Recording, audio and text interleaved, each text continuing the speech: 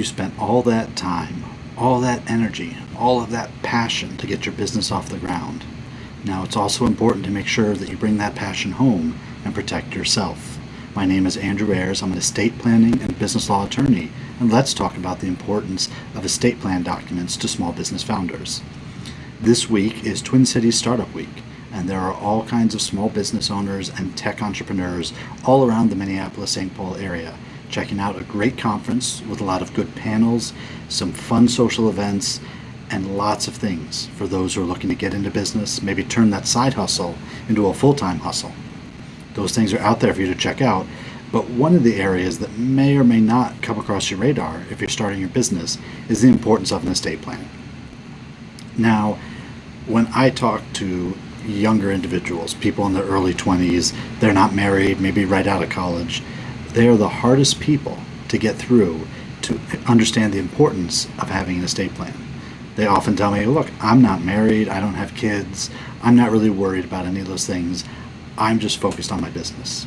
It's Startup Week, and that's a great place to be focused, but don't forget that there are personal ramifications from that too. If the last 18 months have taught us anything, it's the importance of having your healthcare documents in order as well.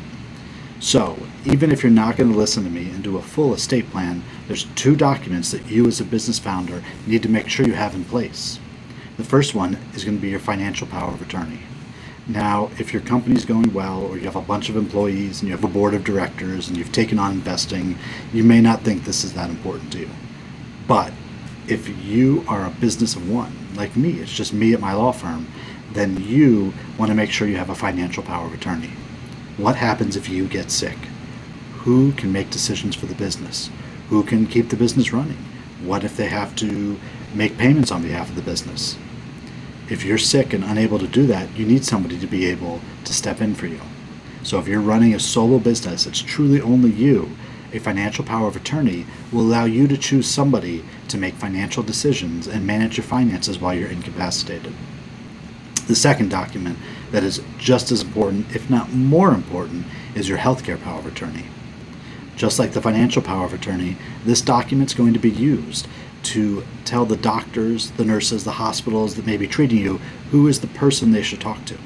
I usually provide my clients with a healthcare power of attorney and a HIPAA authorization so that whoever has the legal power to make decisions for you can have access to medical records and make an informed decision to make sure you're being properly taken care of. Now, if you're in the younger set or if you're not married and you don't have family close by, hopefully you can see the importance of this healthcare power of attorney, because without it, the doctor's not going to know who to call. They're going to try to find your parents somewhere halfway across the world, maybe a long-lost brother in California, and you're sick in Kentucky. So you want to make sure that you have a healthcare power of attorney, which will spell out who that person is and how they can be contacted and what kind of decisions they should be making if you get sick. Now, I know you busy founders also have a lot of other things on your mind. I want you to make sure you have these 2 documents in place, but don't forget that you want an estate plan as well. An estate plan encompasses these 2 documents and then also the main document we think of, which is a will. The will say what happens to your assets after you die.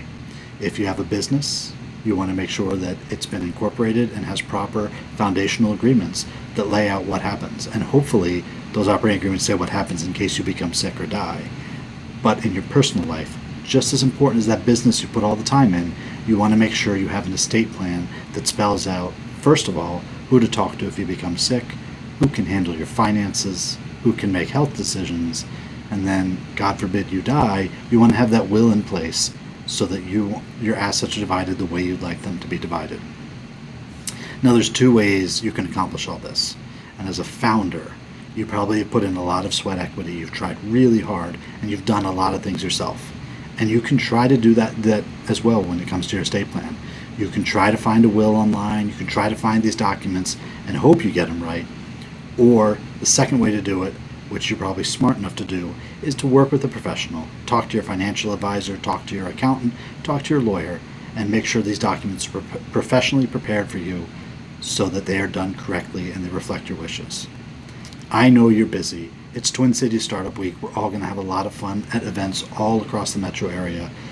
But in that downtime, when you have time to think, don't forget that it's important to have an estate plan and powers of attorney in place to protect not only your business, but to protect you.